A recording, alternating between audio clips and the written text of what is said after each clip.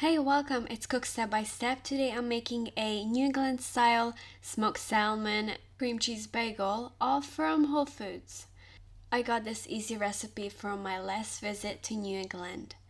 So we got the bagel, and I'm using a creamy cream cheese. I prefer this type of cream cheese because it is much easier to spread. The regular cream cheese can be hard and it can destroy the bread or bagel you're using, just like hard butter.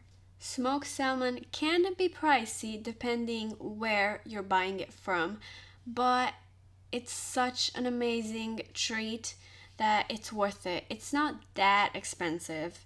You you can buy them at Costco or Sam's Club for less. You can make wonderful dishes or appetizers with smoked salmon. You can also use it in a salad.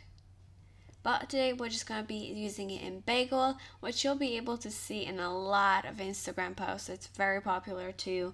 Smoked salmon toast or bagel. And I'm just going to add some tomatoes for some extra vitamins and dill. Salmon and dill goes hand in hand.